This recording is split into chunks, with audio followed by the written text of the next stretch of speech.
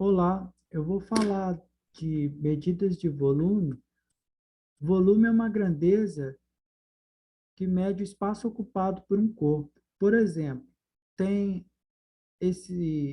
essa figura geométrica aqui, esse sólido geométrico, a parte amarela, é chamado de cubo. O cubo, ele tem os 6 lados iguais e os lados são em forma de quadrados. Os lados do cubo são chamados de face. E o lado das faces é chamado de aresta. É fácil perceber que as arestas são iguais. No caso aqui é 1 metro. O cubo, ele tem 3 dimensões, o comprimento, no caso, a largura e a altura. Para eu obter o volume do cubo, é só multiplicar pelas 3 dimensões. 1 metro vezes 1 metro vezes 1 metro. Vai dar 1 metro cúbico. Esse é o volume do cubo de aresta de 1 metro. Quer dizer que o espaço ocupado por esse cubo é 1 metro cúbico. 1 metro cúbico é a unidade fundamental de medida de volume no sistema métrico. Os múltiplos são quilômetro cúbico, hectômetro cúbico, decâmetro cúbico, e os submúltiplos, decímetro cúbico, centímetro cúbico e milímetro cúbico. Veja que cada unidade vale 1000 vezes a unidade seguinte. Sendo assim, para converter de uma unidade para outra, eu tenho que deslocar 3 casas decimais. Por exemplo, aqui eu reescrevi o sistema métrico para medida de volume. Quilômetro cúbico, hectômetro cúbico, decâmetro cúbico, metro cúbico, decímetro cúbico, centímetro cúbico e o milímetro cúbico.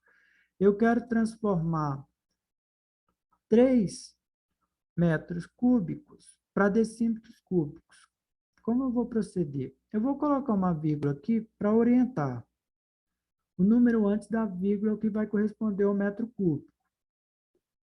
Se eu quiser transformar o número para decímetro cúbico, eu tenho que deslocar 3 casas para a direita. Observe que o decímetro cúbico ele tem 3 casas decimais. 3 metros cúbicos vai ser 3.000 decímetros cúbicos. Um outro exemplo, 100 hectômetros cúbicos. Vou fazer a mesma coisa, colocar uma vírgula para orientar. O número antes da vírgula corresponde ao hectômetro cúbico. Só que, no caso, vai ser os 3 números que vão corresponder ao hectômetro cúbico, porque cada unidade na medida de volume, no sistema métrico, tem 3 casas decimais.